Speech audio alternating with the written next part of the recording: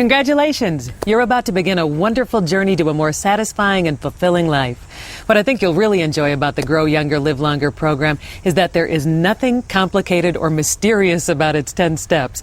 They're very common sense ideas that, taken as a whole, can have an amazingly positive impact on both your physical and spiritual well-being.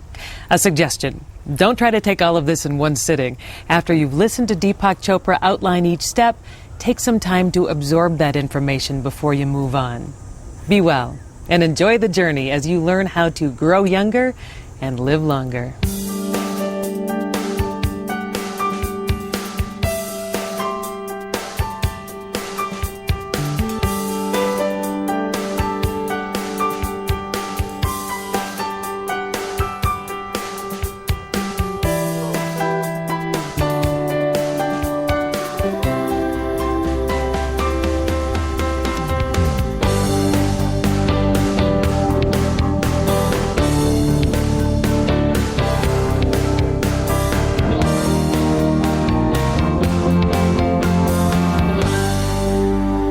I'm Dr. Deepak Chopra. I'm 150 years of age, in case you haven't guessed that.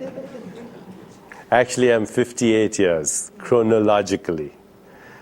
When I was about 25, I was a heavy smoker. I used to drink sometimes quite heavily. And even though I was chronologically 25 years of age, because I was physically and emotionally burnt out, my biological age, had you measured it then, would have been around 50. So I was twice biologically what I was chronologically. Today I'm 58, but I feel younger than I did when I was 25. And what we're going to discuss today is what really is this phenomenon that we call aging. There's an expression in the ancient wisdom tradition of Ayurveda which says sometimes people grow old and age because they see other people growing old and aging. In other words, what we see, we become. That a lot of what we call aging might be actually the hypnosis of social conditioning. So if you think, when I'm 65, I'm going to retire, and then I'm going to go to Florida, and then I'm going to end up in a nursing home. And that's what happens to you. Today we are going to discuss 10 very specific methods through which actually you can reverse your biological age, the biological markers of aging. 10 very specific methods. But before I do that, let me give you a bit of a background on how I got interested in this whole area. Because, as you may have guessed, I'm a physician by training. My training is in the field of endocrinology, which is the study of hormones. And then I subsequently trained in the field called neuroendocrinology, which is actually the study of brain chemicals. And when I was a student, and this is many, many years ago, I was doing research in an area where we were looking at the molecules of emotions. So when you have an emotion, let's say fear or joy or love or compassion or euphoria, then your brain makes certain chemicals. And we call these chemicals neuropeptides. Neuro because they're found in the brain, and peptides because they are protein molecules. These are literally the molecules of emotion. And we've known about them now for almost 25 years. And these molecules of emotion, they're not contained only in your brain, they actually circulate in your body. So your immune cells, which are protecting you from diseases like infection and cancer and many other illnesses, they have little receptors on their cell walls where the immune peptides or the neuropeptides or the molecules of emotion, they fit like a key fits into a lock. In other words, your immune cells, which are protecting you from cancer, infection, and many other illnesses, are eavesdropping on the conversation that you're having with yourself. Right now, you're having a conversation with yourself as you're evaluating what I'm saying. This conversation goes on in your dreams. It goes on even in your deepest sleep. And your immune cells are listening. Not only are your immune cells listening, your immune cells are participating in this conversation because they make the same peptides that your brain makes when it thinks. In other words, immune cells are thinking cells. They are conscious cells. The only difference between the thinking of an immune cell and the brain cell is that the immune cell doesn't think in English with an Indian accent. Okay? But it thinks. It makes choices. So every time an immune cell looks at a pneumococcus, it says to itself, should I go after it or should I leave it alone? What was my last experience with this fellow? But I've never met him before. What did grandfather think of him? And immune cells remembers the experience of its ancestors and then makes choices. If you ask a good neurobiologist today, what's the difference between the immune system and the nervous system? They'll tell you there isn't any. The immune system is a circulating nervous system. Now what's so interesting is that as scientists began to look elsewhere in the body, they found the same thing. So today, when you say, I have a gut feeling about such and such, you're not speaking metaphorically, you're speaking literally because your gut, your stomach, makes the same peptides that your brain makes when it thinks. So when you say, I have a gut feeling, you probably can trust it a little more because your gut cells haven't learned how to doubt their own thinking. Here's the major breakthrough in mind-body medicine. Your mind is not in your brain. Your mind is linguistically structured and verbally elite in your brain, but actually every cell in your body is a mind. So today when you say, my heart is heavy with sadness, your heart is literally loaded with sad chemicals. When you say, I'm bursting with joy, your skin shows high levels of imipramine receptors. Imipramine is an antidepressant. And other immunomodulators. Immunomodulators are chemicals that modulate the activity of the immune system. In fact, my friend Dr. Candice Pert, who's a professor of brain chemistry and research at Georgetown University, she says, your body is your subconscious mind. Your body is your subconscious mind. So that's the first breakthrough in what we call mind-body medicine. Every day in my office I see people who have a symptom. It could be as simple as a headache or some digestive disturbance, an ache or a twitch here and there, and they immediately start to think that it's something terrible. So their headache turns into a brain tumor in their minds, their stomach turns into pancreatic cancer, their twitching turns into, a motor neuron disease.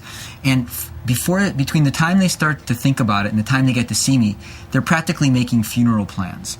They're depressed, their family's all concerned, they're not sleeping at night, and that very stress starts to exacerbate the symptoms. So someone starts to worry about the headache, pretty soon their headache gets worse. I do a simple exam, maybe a test or two. I quickly reassure them that it's nothing serious, it's just stress. And within 30 seconds they say, my headache's gone. My stomach feels better already. Because the mind creates this powerful chemistry that affects every system in the body. So if we start to believe that there's the possibility that aging doesn't have to be this inexorable decline, but that we can get stronger and creative and more vibrant and really enjoy the last decades of our life, it actually creates the chemistry that allows that possibility to unfold.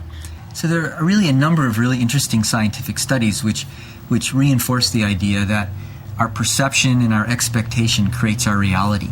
So going back to the 50s, there were Harvard researchers who went to remote regions of what's now Uzbekistan, and they studied these groups of people who were traditionally said to live longer than most of the surrounding areas. So they found people there who were living into their 80s and 90s and hundreds. And what was interesting about this culture is that in these communities, aging was said to be sexy. That the older you were, the more power you had, the more influence you had, the more wisdom you had. People would come to you and honor you. And so people actually exaggerated their age. Unlike in the West, where everyone's trying to pretend that they're younger, in these societies, getting older was said to be a gift.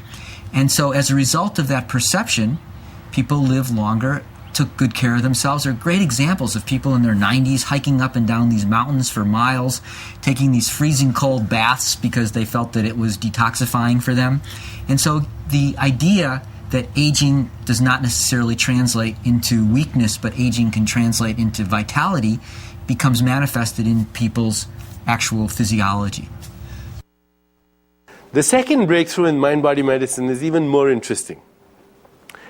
And that breakthrough is that you and your mind and your emotions and your feelings and your thoughts and your instincts and your drives and your memories and your fantasies and your dreams, that real you cannot be squeezed into the volume of a body or even the span of a lifetime. We'll get to that because there's a domain of consciousness that's actually beyond the body and the mind and even beyond space-time. Well, what has all this to do with how we age? And in the beginning, when we got together, I kind of hinted to you that there are three kinds of aging. There's chronological age. Chronological age is the age that's on your birth certificate or in your driver's license.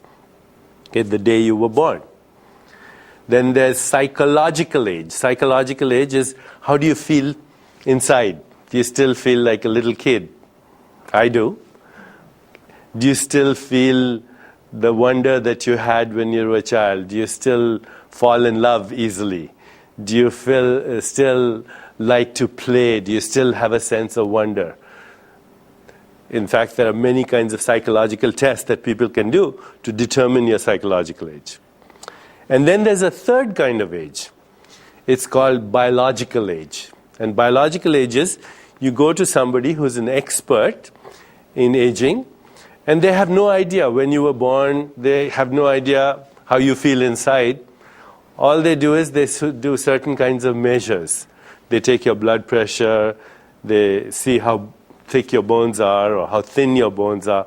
So there are approximately 15 ways of measuring biological age. Let me go over them. Bone density. So as you grow older, as people grow older, not necessarily you and me, but as people grow older, their bones become thin. We call this condition osteoporosis. So that's one indication of biological age. Others are things like basal metabolic rate. So as people grow older, their metabolism slows down. As a result, they tend to get a little heavy also. That's another measure of biological age. A third is blood pressure. As you grow older, your systolic blood pressure starts to rise.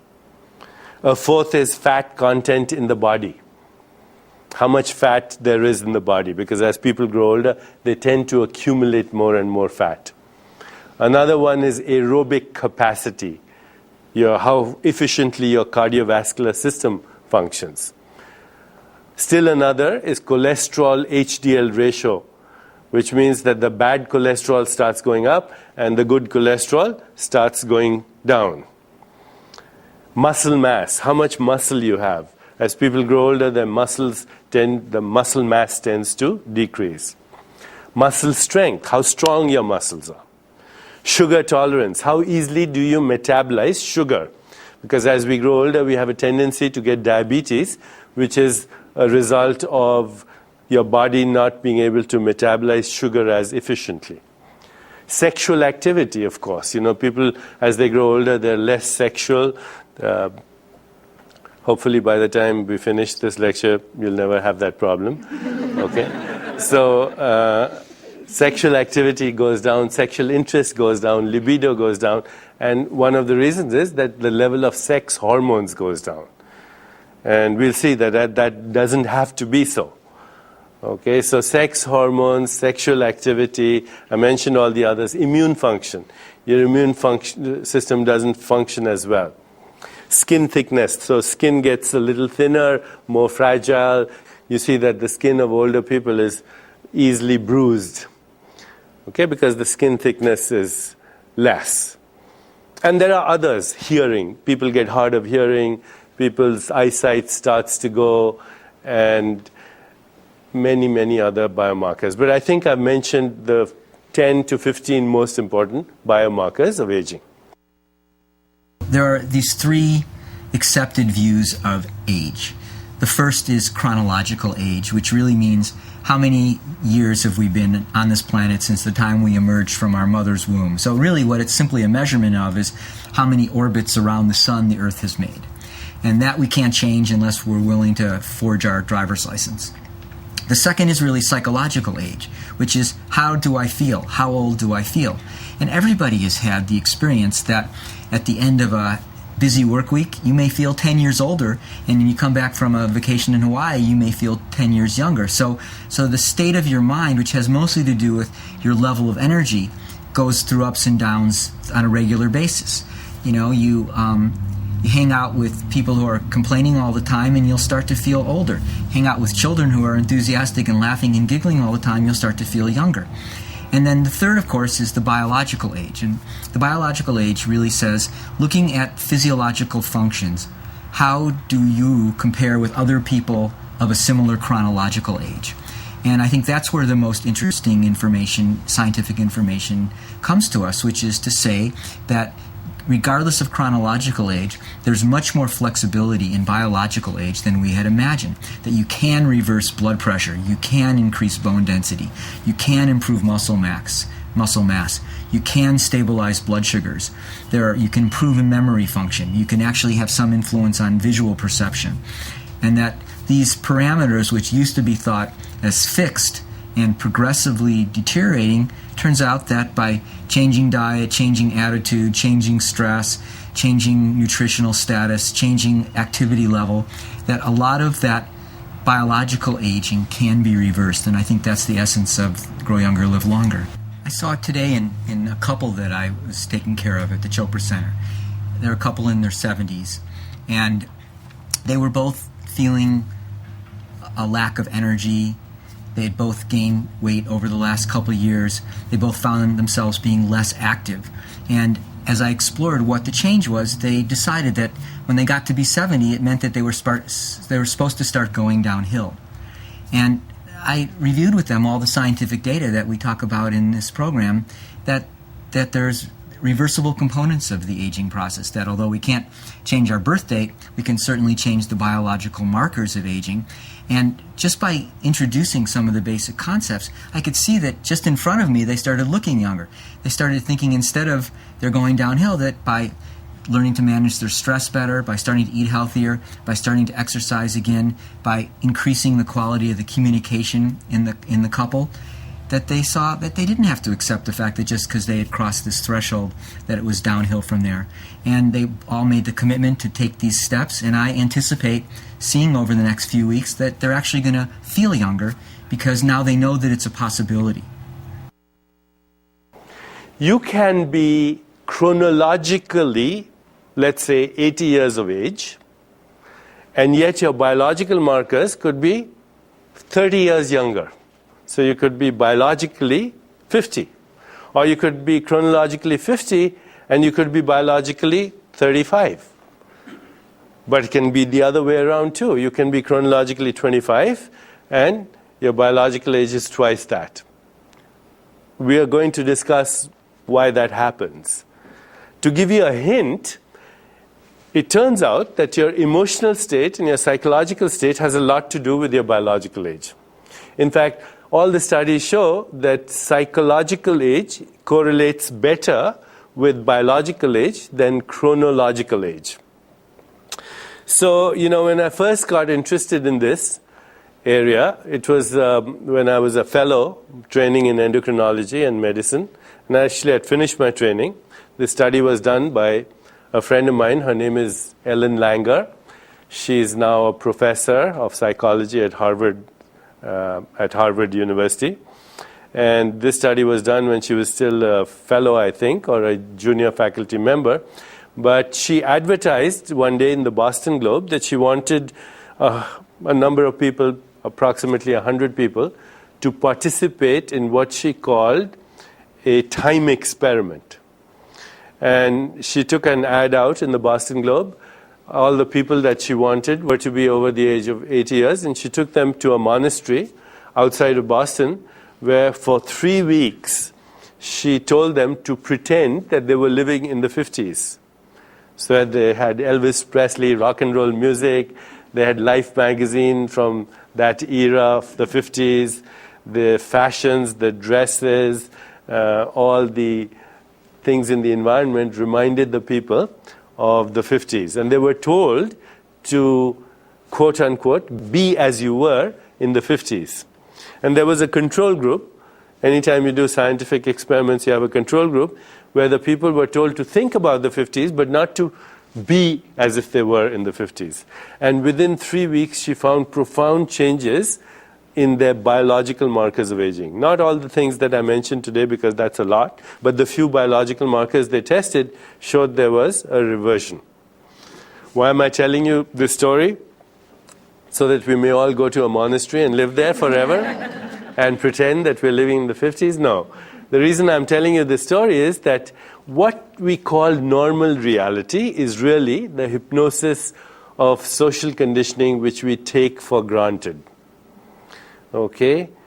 That we are conditioned to believe in a particular reality. And that conditioning is very imprisoning. Because when we don't know that we are conditioned, when you don't know that you're in a prison, then there's no desire to break out of the prison because you think it's reality. What I hope to convince you today is that all our perception creates reality, that what we call everyday reality is really a perceived reality, and that perception is actually a learned phenomenon. That perception is a selective act of attention and intention. Perception is a selective act of interpretation. When we say that people are a prisoner of conditioning, it brings to mind something that Albert Einstein once said, which is that insanity is doing the same thing over and over and expecting a different result. So in some way or another, we're all a little bit insane in that if something isn't working in our lives, we have a tendency to resort to old patterns in efforts to solve that. Everybody knows that they want to change their life in some way. They may want to change their diet or start exercising, manage their stress better, improve their relationships, and yet they don't have the tools to make that transformation. I think what we're going to try to do in this program is teach people how do they translate their good intentions into great choices, which means we have to overcome those old patterns, those old habits, and start doing something new so that we can create a different outcome. The first thing we have to do to escape that prison of conditioning is to believe that we actually have the possibility of doing that. And the greatest gift that human beings have been given by the divine is the ability to have free will, to have choices. And yet most people live their lives as conditioned as Pavlovian dogs, responding in predictable ways. And so what we find is that first, if you paint the possibility, you allow people to recognize that even though you've been doing something a certain way, you can do it differently. Then we teach people how to come back to a quiet place where instead of being in their pattern, in their habit, they can actually observe how their patterns have brought them into a certain state of physical state or certain emotional state. Then we get really clear on what the intention is. How do you want to do things differently? Then we have them really envision what that looks like. So if someone is trying to lose 50 pounds, then we have them really envision what would their life look like if they were at the weight that would bring them that sense of fitness. And then we start systematically taking steps in the direction of that so that every choice that a person makes is in alignment with that vision. And any habit takes time to change. If you have a cabin in the woods and each day you drive down a dirt road in your Jeep to get to that cabin, after a certain time there's going to be a rut. And if you decide, hey, there must be a better way to get there than the way I've been doing it, it requires paying attention for a while so that you don't slip back into that rut. But after a little while, after doing things a little bit differently, then soon you have a new rut, but it's a rut that you've consciously chosen rather than one that you've just fallen into. I can think of a recent example in my own life that recently at La Costa, where the Chopra Center exists, the administration told me I could park in a different parking lot, and it was closer and more convenient for me. But for about the first 10 days, I keep finding myself at the old parking lot because my pattern of response was if I wasn't paying attention, I'd end up at the same place. And then I was getting frustrated. So I said, today I'm going to really pay attention. And I found that I would pay attention and then I'd forget again. But after paying attention consistently for a few days, now I always find myself at the new parking lot. So it takes time for those new neural networks to be formed, but it's all based upon having a clear intention, a clear vision, and then making sure that every step that we take is moving in the direction of where we say we want to go. When I was a child growing up in India, there was a particular place in India where we used to live with my parents, and there was an elephant trainer there. And what he used to do is he used to take baby elephants, he would tie them with a big thick rope to a big tree so that the baby elephant could not escape. It was tied to the tree, big stake. And then he would gradually decrease the size of the rope, and instead of a big tree, he'd just have a little stake. And the baby elephant would not move, would stay in the confines of its prison. And ultimately, if the trainer had to imprison the elephant, didn't want it to move around, all he would do is tie a little rope, a thin rope, almost like a string around the neck of the elephant, no stake, and the elephant would stay in its own place. Because in its mind, it had conditioned itself to be in this confined environment. There's another experiment that I'll tell you. It was done by some scientists in Harvard many years ago, and in this experiment, what scientists did was they took kittens and they brought them up in a room that had only horizontal stripes. So all the visual stimuli in the room were horizontal.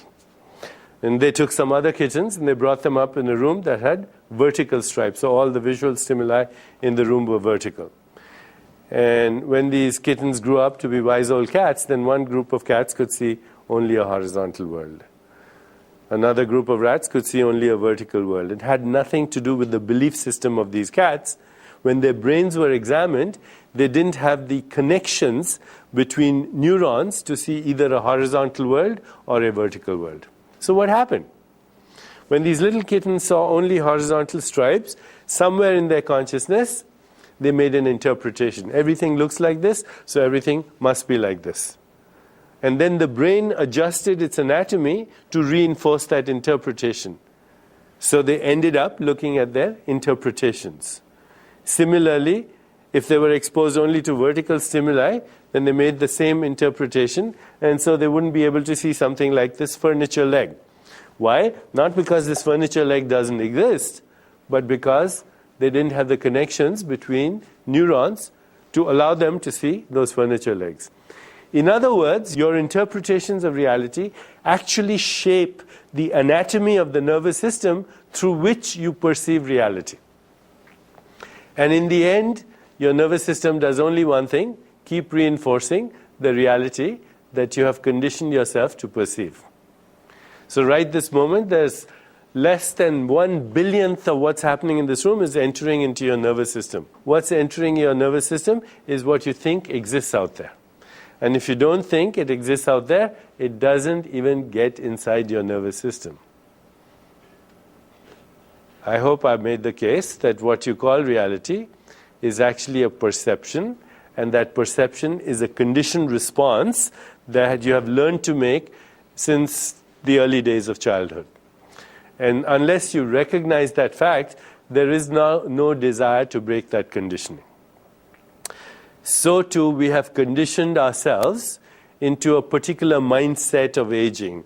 As I mentioned that phrase, we grow old and die, and see other people growing old and dying. So we say that's the way it happens, or at least that's the pattern it follows. And we think that certain things are supposed to occur at certain times of our aging process. Today, we're going to try and break that pattern of conditioning. They say very few people break the pattern of conditioning. It's a motley group of sages, psychotics, and geniuses. Okay? We're going to do that, hopefully, without going into psychosis. We're going to question our everyday reality.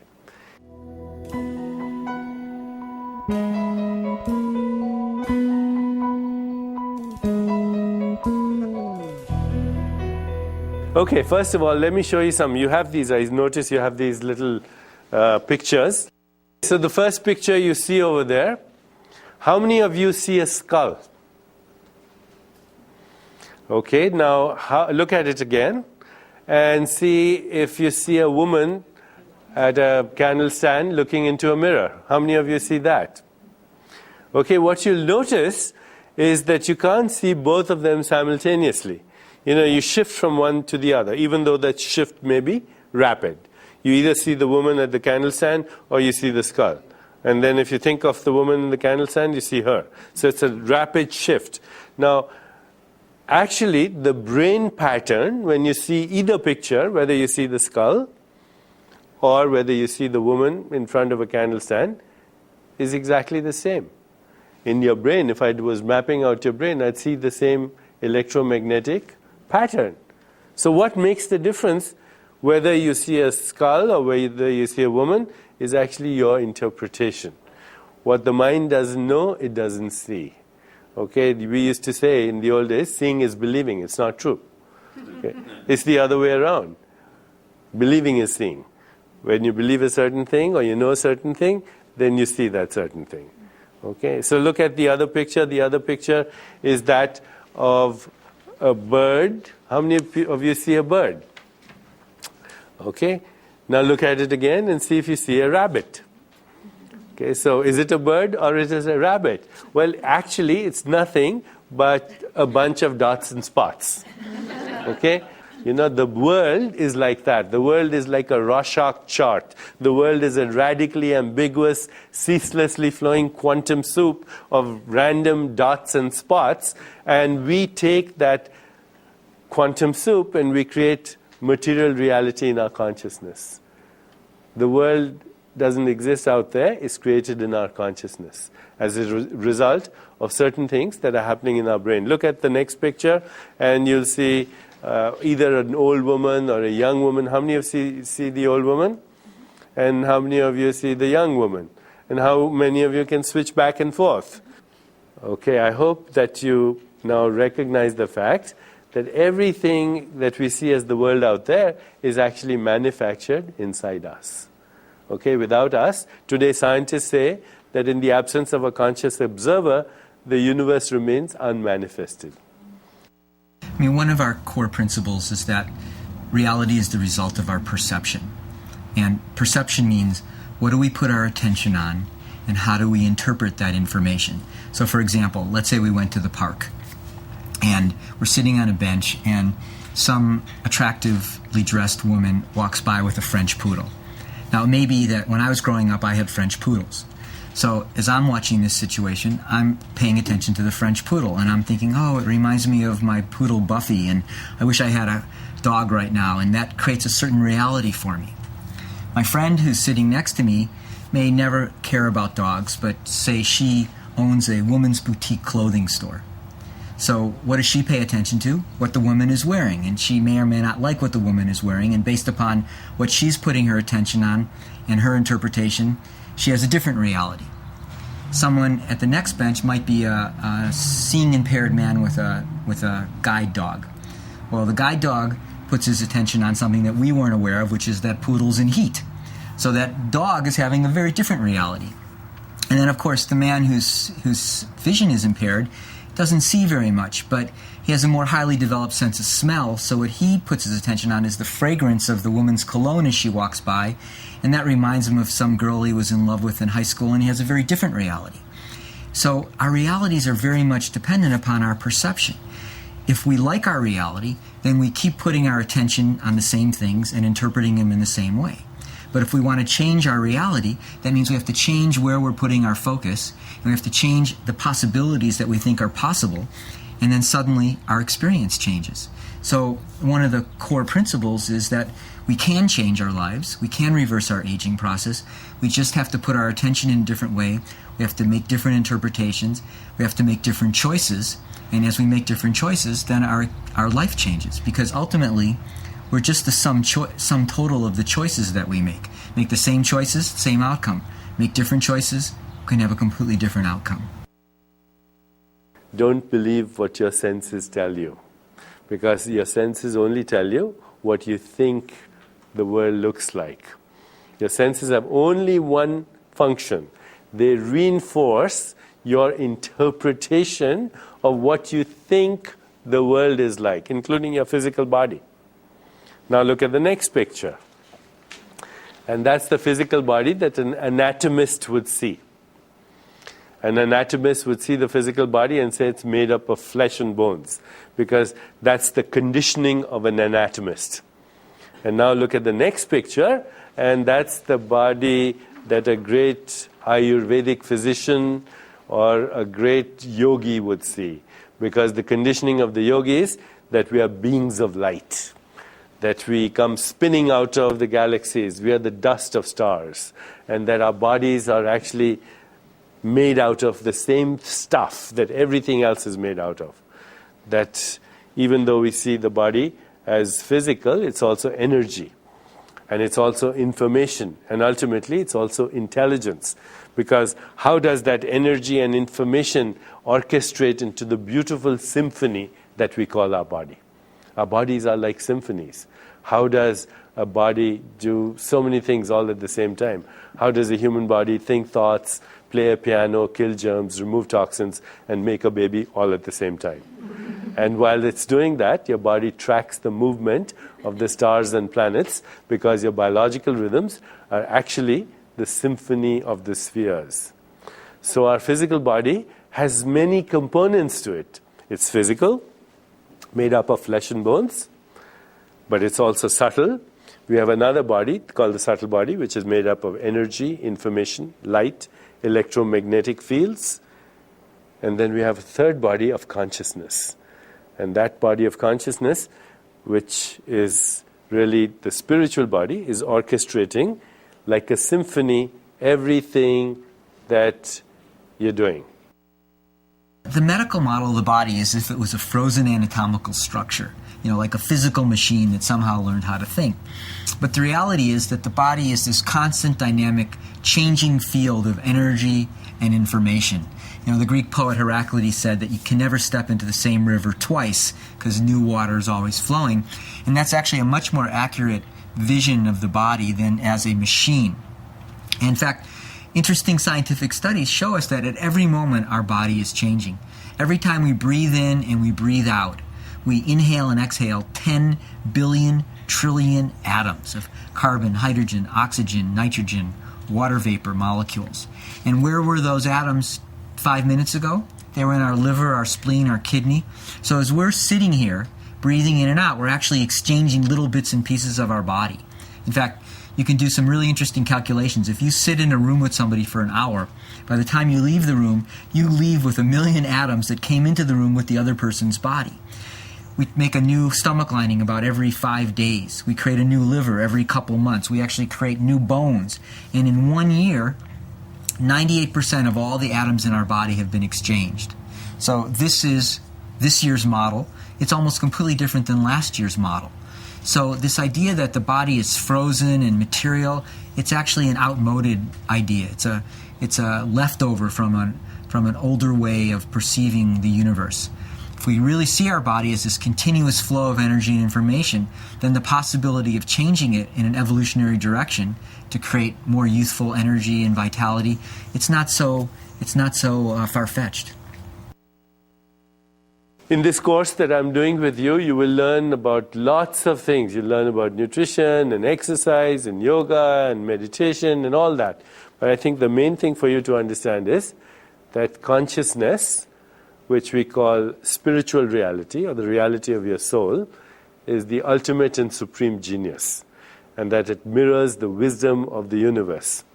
That consciousness is not a byproduct of your body. Your body is a byproduct of your consciousness. Once again, consciousness is not a byproduct of your body. Your body is a byproduct of your consciousness. What do we mean by consciousness? A state of awareness. When a person is conscious, we say they're aware. When a person is unconscious, we say they're not aware. And when the person is dead, we said there's no consciousness at all. Right? So consciousness simply means awareness, that which makes you aware.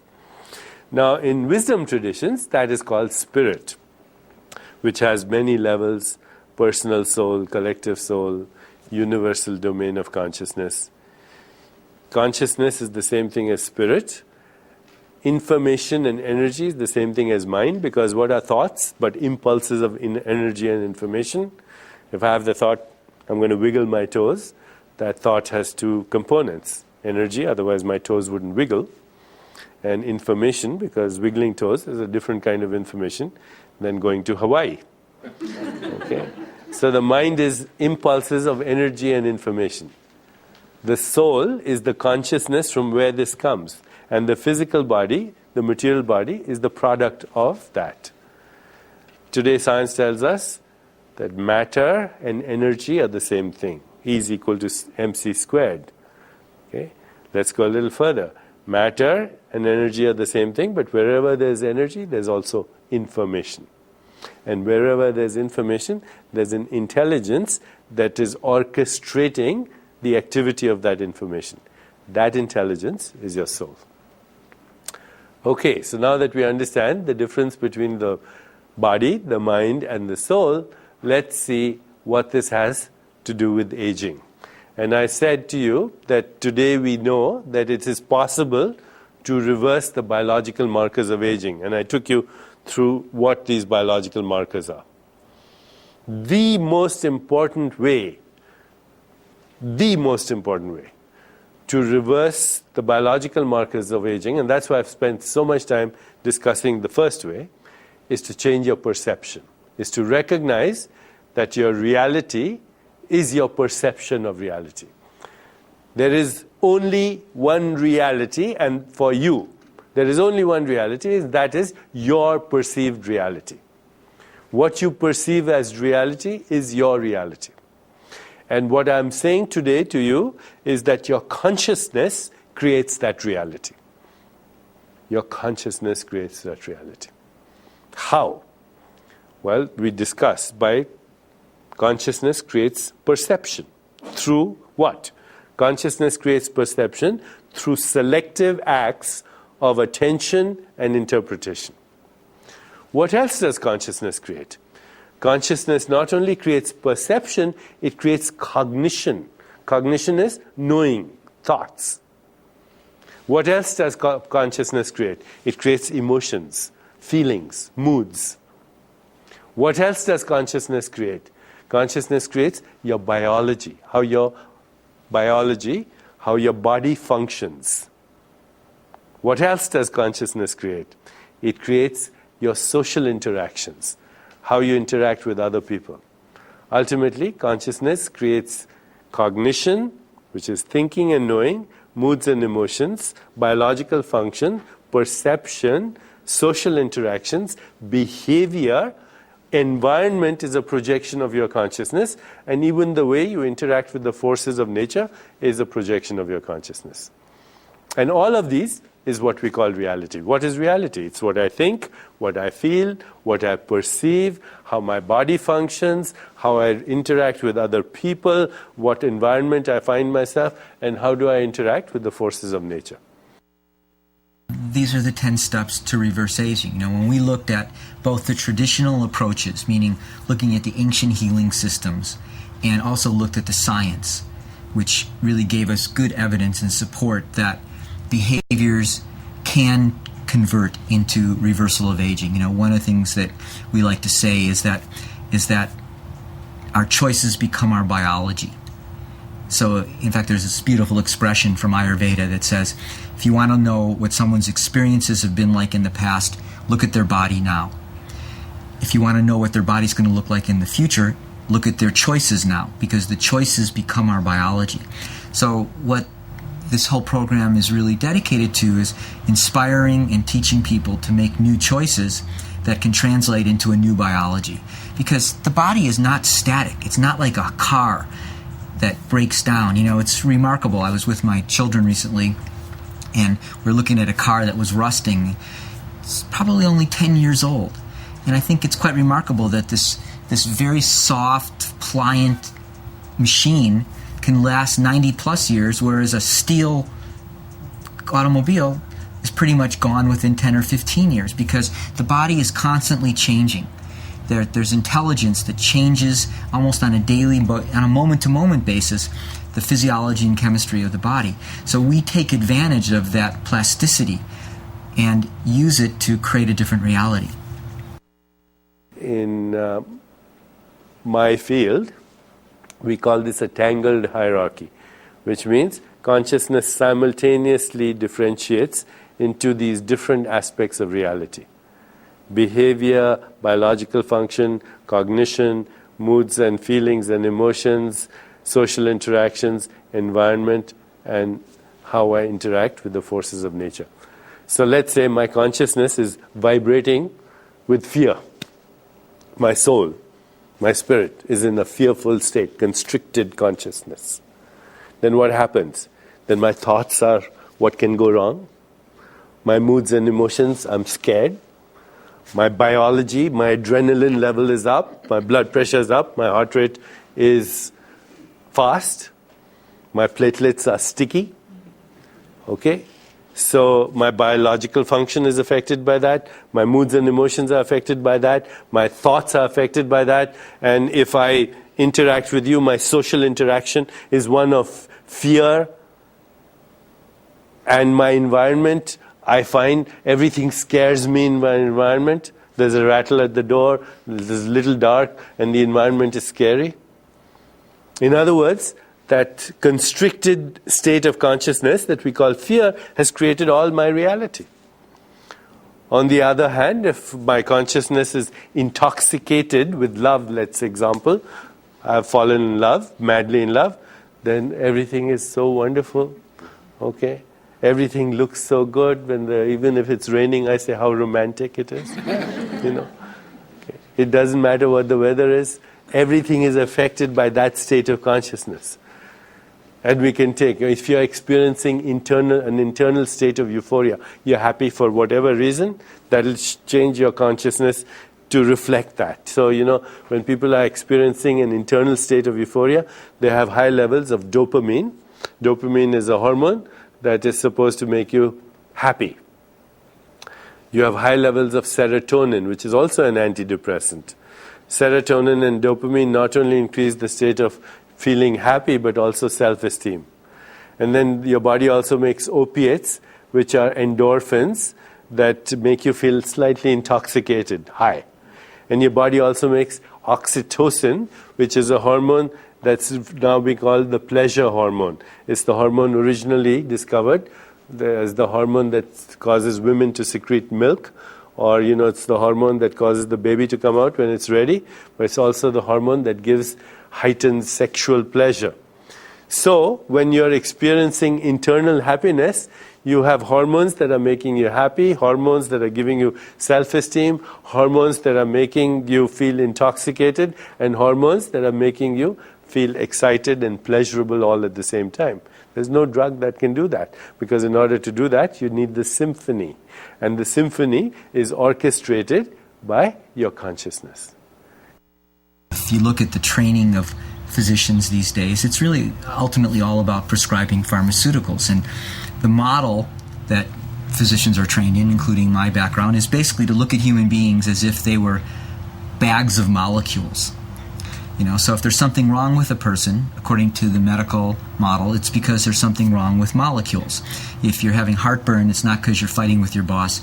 You're producing too many hydrochloric acid molecules, so here's a proton pump inhibitor, and I'll block your hydrochloric acid molecules, your heartburn will go away. If you're having high blood pressure, it's not because you're worried about your teenagers, it's just you're producing too many angiotensin molecules, so I will give you an angiotensin converting enzyme inhibitor, and I'll bring your blood pressure down.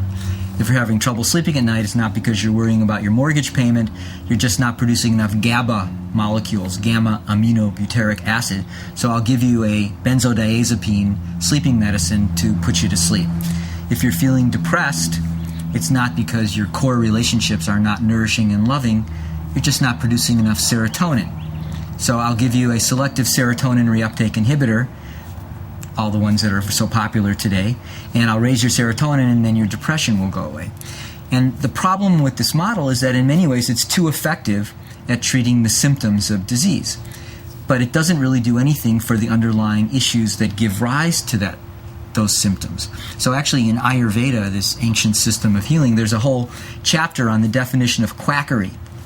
And an interesting reversal, it says that a doctor should be considered a quack when he treats the symptoms of illness without looking to the origins of illness. And so, but that model is still valuable. You know, if you're in an auto accident, if you have serious high blood pressure, if you're suffering from serious depression, you know, we would never want to disregard the tremendous value of that medical pharmaceutical approach.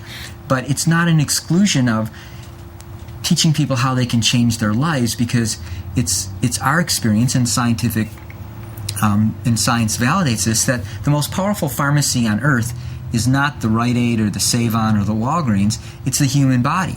That given the right circumstances, we can create antidepressants and anti-anxiety and immune strengthening and cancer fighting and sleep-inducing internal drugs. In fact, all of the most advanced research right now into pharmaceuticals is trying to mimic the body's natural pharmacy. So the approaches that we discuss in Grow Younger, Live Longer are really addressing a very simple issue, which is how do we awaken the body's internal pharmacy? And the stronger the inner pharmacy is, the less that there's a need for an outer pharmacy, but it's not going to replace that outer pharmacy, it's just going to reduce the need for it. Consciousness creates all of our reality.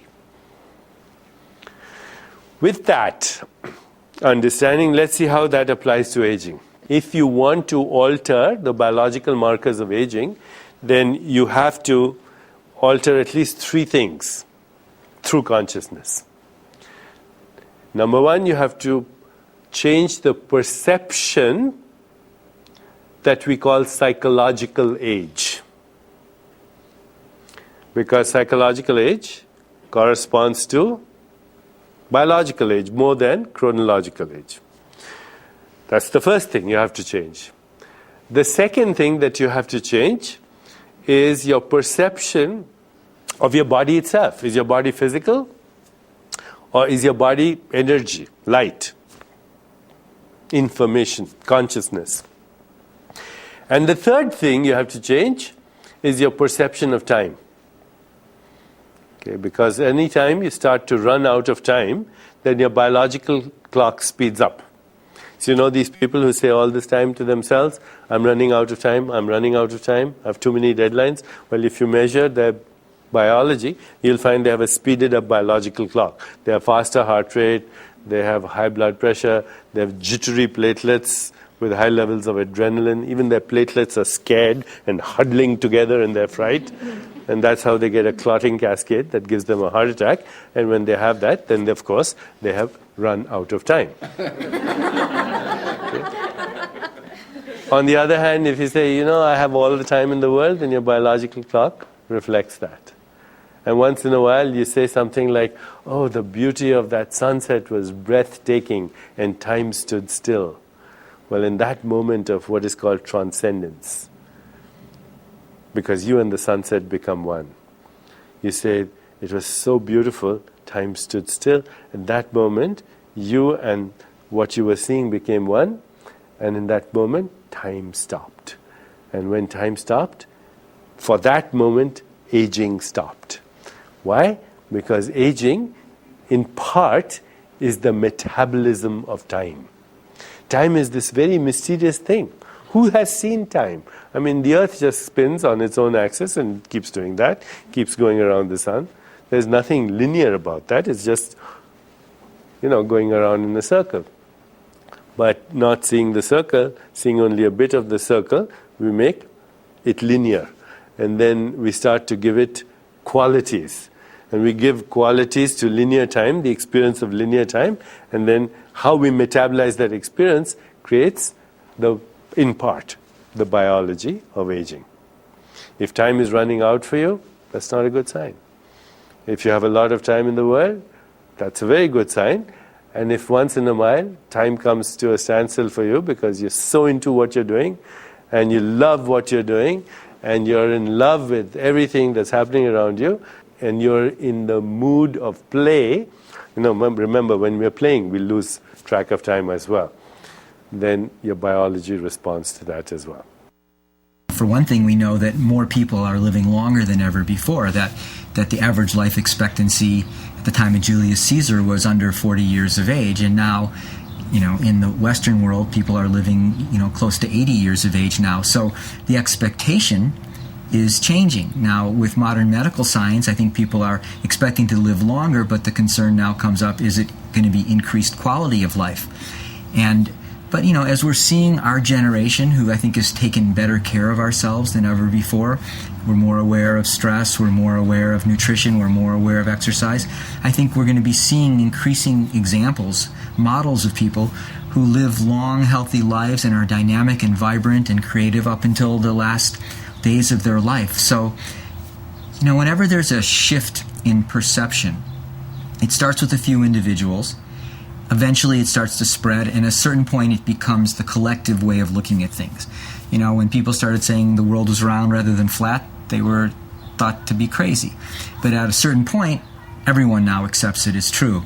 In fact, there's a great line by Arthur Schopenhauer, who's one of the great German philosophers from the last century, said, every truthful idea had to go through 3 phases. In the first, it was rejected. In the second, it was openly ridiculed. And in the third, it was held to be self-evident. So I think that our vision about aging is starting to change from, you cross over into your 50s and 60s and steadily go downhill, to increasingly seeing people that are in their 70s and 80s and even 90s living vibrant, creative lives. And so that new model starts to shift our collective idea and expectation about what aging is all about. Let me take you through an exercise, okay? Close your eyes. And take a few deep breaths. Breathe slowly in and out. Okay.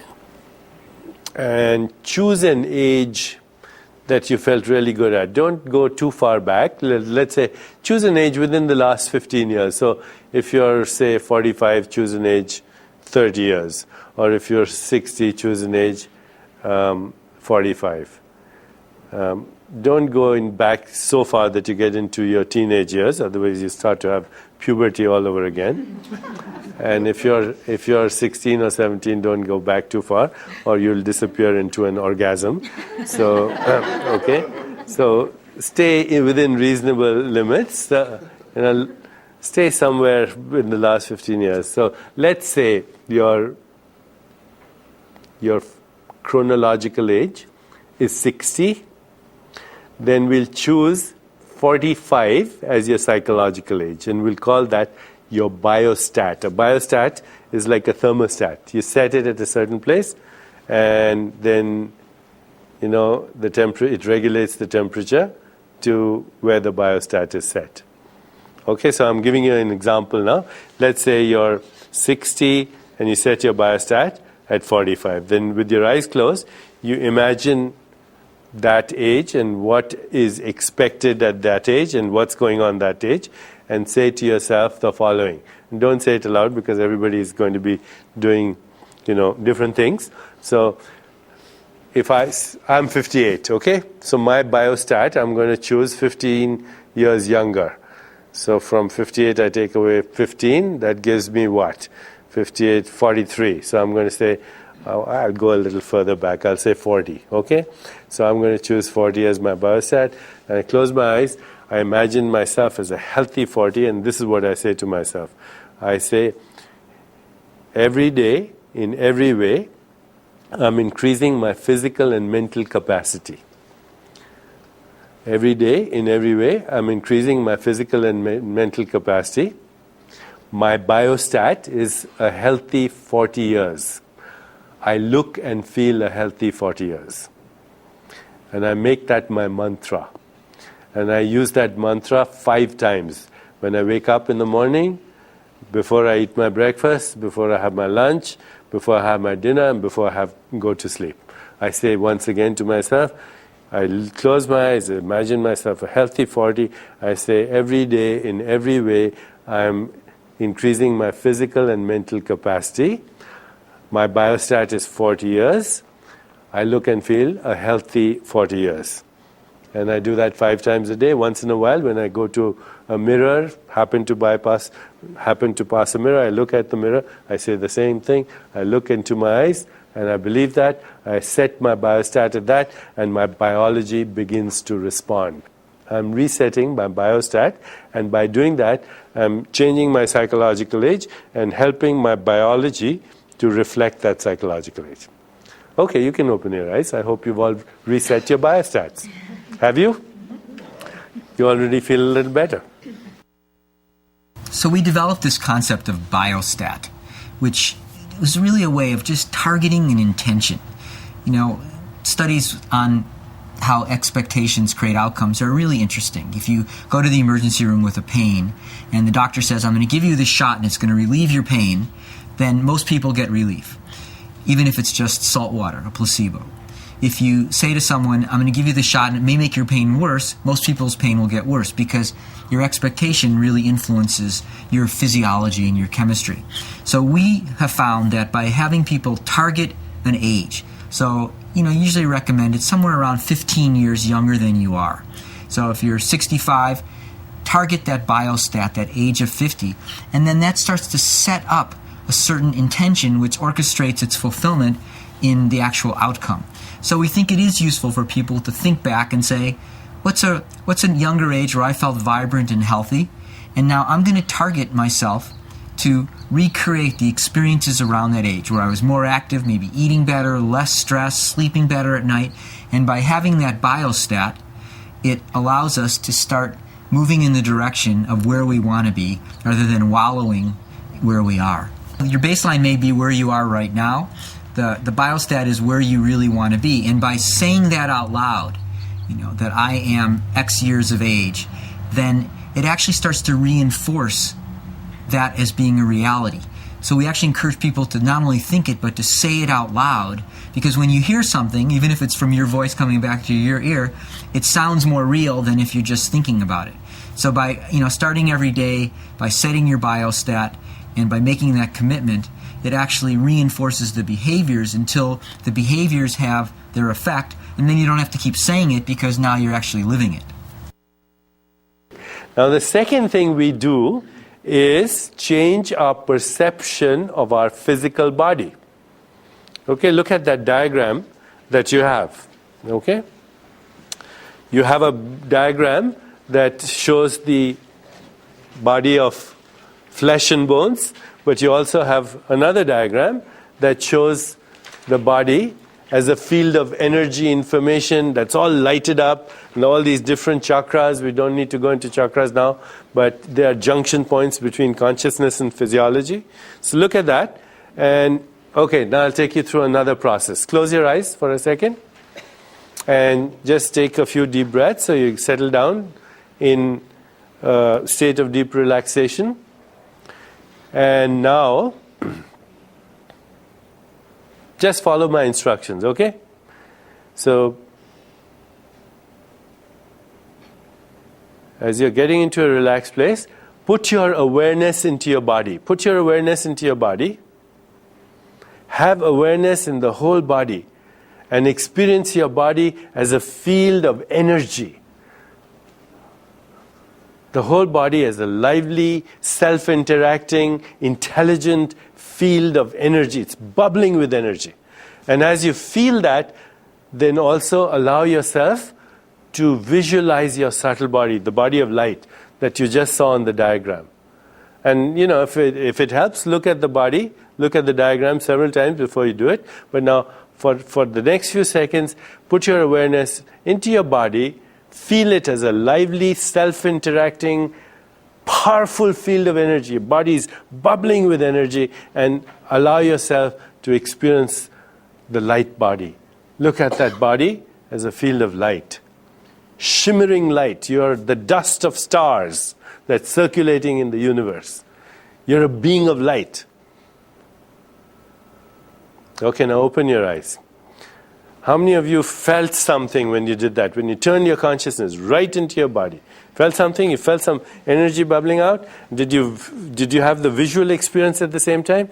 So if you can replicate that on a constant basis, okay, you replicate the experience of the bubbling energy and the visual light phenomenon, then by and by, every time you close your eyes, you will feel your light body. Okay, instead of feeling your physical body. And you will get out of this hypnosis it's a hypnosis, it's a superstition. You know what's the superstition? That the world is physical and that we are physical beings that live in a physical universe. That we are physical machines that have learned how to manufacture thoughts and consciousness. It's not that way. It's the other way around. We are thoughts that have learned how to manufacture the molecules. So start to experience that. And of course, when you start to experience that, one thing we know about physical things decay. But electromagnetic energy, fields of light, they don't decay. Okay, so you start to have a different experience of your body. Try it. The second thing is therefore changing the perception of your body. Instead of perceiving it always as physical matter, we start to experience it as fields of energy, information, and light. And the third thing is altering our perception of time. Stop using phrases like, I don't have time. Okay, say to yourself, I have all the time in the world. I have eternity. Okay, because eternity is all that exists. Okay? Don't say, I'm running out of time to yourself. And once in a while, just stop and be in present moment awareness. Okay? Which means, stop. Right now, as you're listening to me, you're listening to me, turn your attention to who's listening. So when you turn your attention to the listener in the midst of the listening, you become aware of a still presence. And that still presence is the presence of your soul. Your mind is time-bound, your body is time-bound, everything in the world is time-bound, but your soul is timeless. So every time you become aware of that still presence inside you, you go beyond time. And in that moment, your biology responds by slowing its biological clock as well. Right now, as you're looking at me, turn your attention to the space between us.